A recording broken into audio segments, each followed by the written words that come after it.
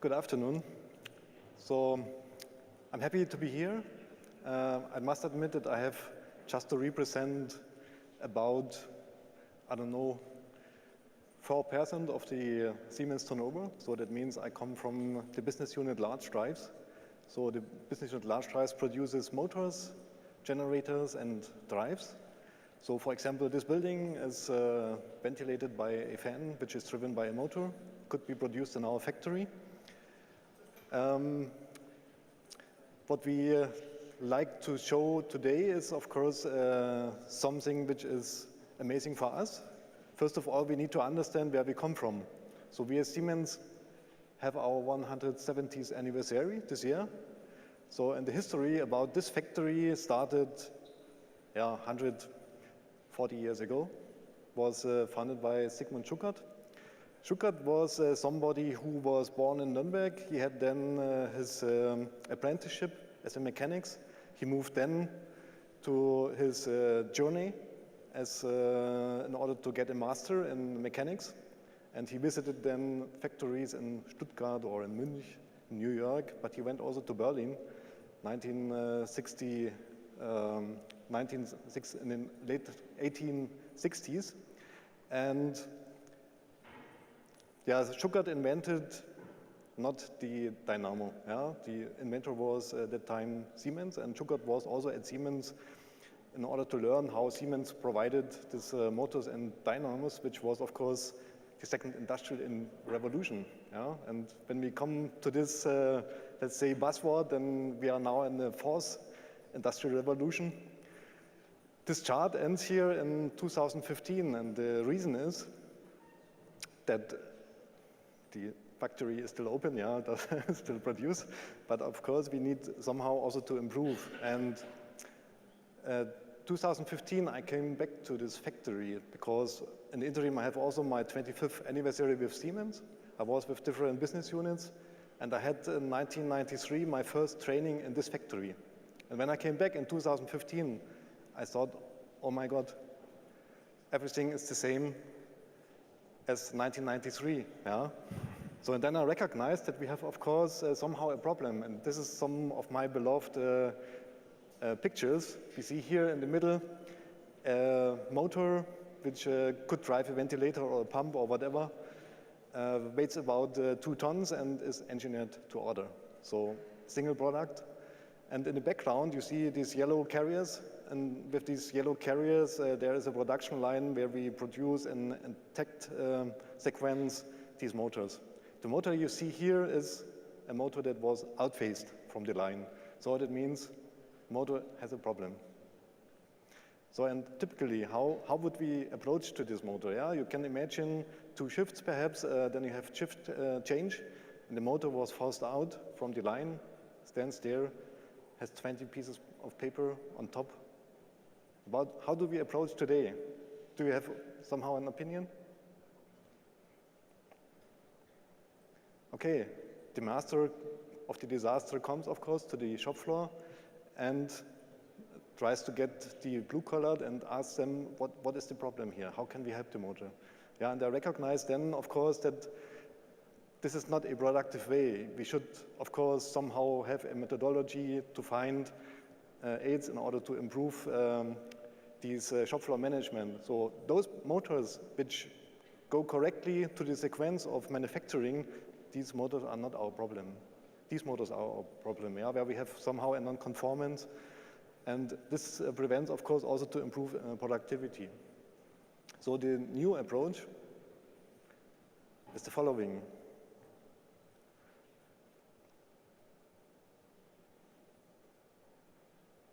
So means I partner up with the motor, and therefore I have, of course, to provide some solutions. And the solutions we found somehow together with iTiZZiMO. It's a company from Würzburg where we cooperate together within a project. And what we show today is just a puzzle. So my vision for the whole thing is that we have somehow in 2 or 3 years a kind of cyberphysical system that consists, of course, out of aids of augmented reality, where we can survey the shop floor with real-time localization, where we can increase the productivity and, of course, also decrease the non-conformance codes. We have also in special lab for that, so we can not implement in a live factory, so we have to go to somewhere where we have the opportunity to test something. And within this test environment, we try to test different things. The next chart is also one of my beloved charts because it could be my grandson. And when I think to the future, so I started with Siemens in 1992, and I recognized this factory with paperwork. So 150 years, this factory worked with paper. Everything was documented, every quality piece was documented on paper. And then 20 years later, in 2015, I came back to the same factory, and this was still the same case. But when I come to this factory within 5 years, let's say, or 3 years, or even next year, then a lot of things will change. And even if I do not change these things, then those guys who will perhaps be employed with Siemens in 20 years, they will not understand why we did not provide a change management. And this is the moment where I want to hand over to Chris. Thanks. Thanks, Bernd. Yeah, so let's just start with a short introduction. What can we do to make the overall process with the motor, to help the motor? So we offer a platform. It's a low-code platform for integrated business and IoT applications. Our company is based in Würzburg, not far from here and not far from Nuremberg. And as Bernd said, we are together in that project where we try to take our technologies and look for benefits, how we can help the motor, how we can help the worker to interact with the motor, and use our technologies and our platform to speed up the creation of those applications and also integrate the scenario in existing backends. That's what it's all about. So the platform is a low-code platform, means more configuration, less coding, because we think individual programming is kind of costly and takes a lot of effort. And we believe that using our technology, we can basically make things easier. So you code an application once, you can deploy it on any devices and use it, and also features like augmented reality or other context-sensitive technologies are part of the game that need to be configured instead of coded. So it's all about integrating existing data sources, not just from the top floor, talking about SAP and other systems, but also to the shop floor via OPC UA, MQTT, and other protocols that enable us to pull real-time data into immersive scenarios like the one that I'm about to show you. The second thing is we want to accelerate app creation. A lot of configuration instead of coding, no installation on the local system.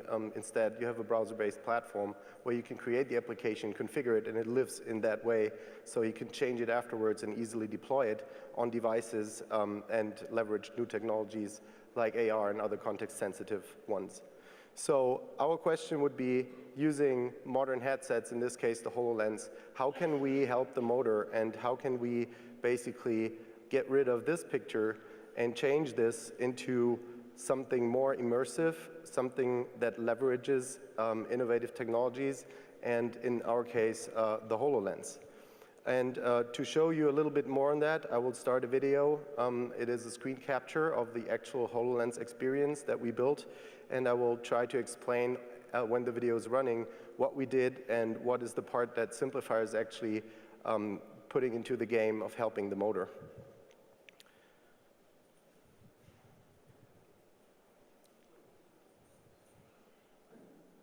Oh, someone push play for me, please.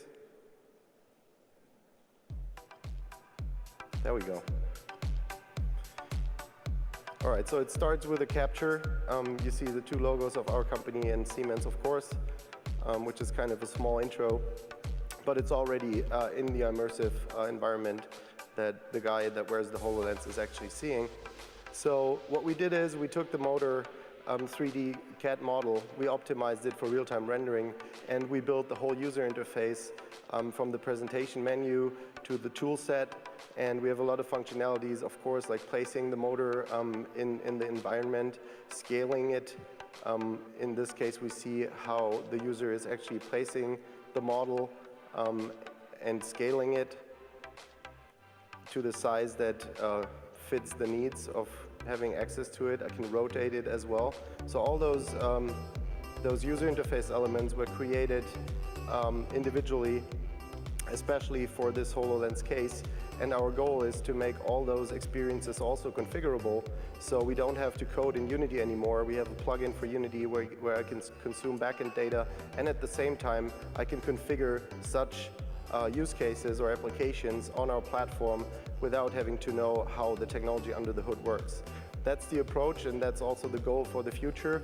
What you can see here is you have some data on the object itself that can be pulled from live data.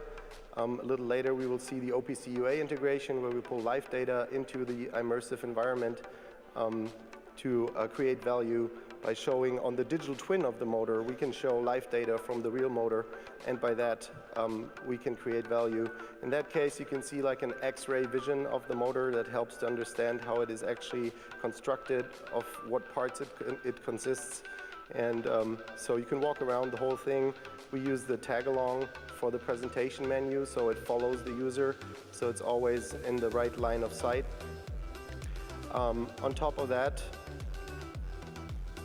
besides interacting with the model, I can also parameterize the visibility and see certain parts of the motor.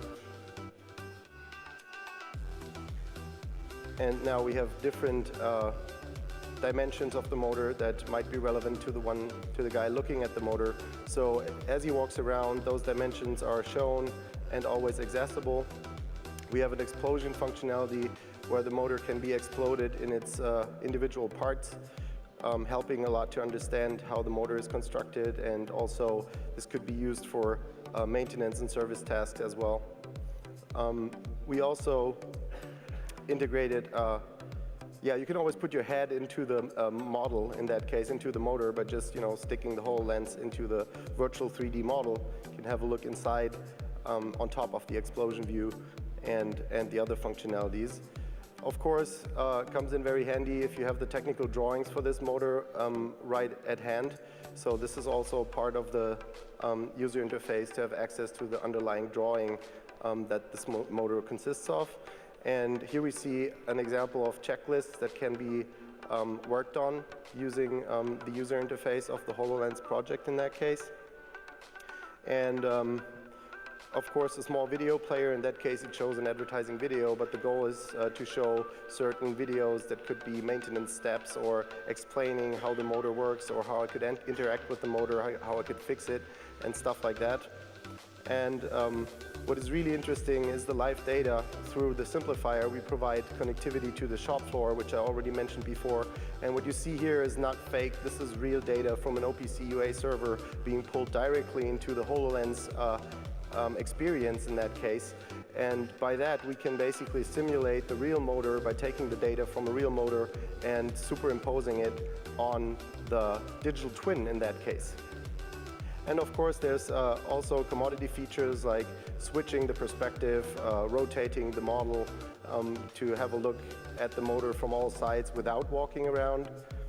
Kind of commodity features. You can see also the OPC UA data chart is changing in the video. So this is, as I said, actual live data from an OPC UA server. The reset mode, if someone placed the motor incorrectly or messed up the user interface in any kind, you can always reset it.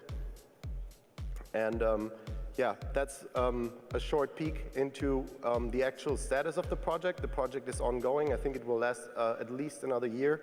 And our goal is to basically find a way to create such applications without the high effort of coding them individually by using our platform. And also with our integration layer, we want to support the display of live data and also integrating top floor systems for checklists like you've seen. All this is actually stored in SAP and other systems. So it's not just about creating the client on the HoloLens. A lot more happens under the hood when you look at the integration layer. And we've heard that in this great event here a lot of times, that content for AR is basically king. So the questions, how can I get my CAD models converted to real-time rendering formats? How can I integrate other data sources and use them in immersive scenarios? This is what we're going for, and this is also a lot of our company history. We've been in AR for a couple of years now and done a lot of projects with that great technology. But the overall question is, what value can AR generate in conjunction with the integration layer and shop floor and top floor data? Thanks a lot for your attention. My name is Bouvere, iTiZZiMO. Thank you.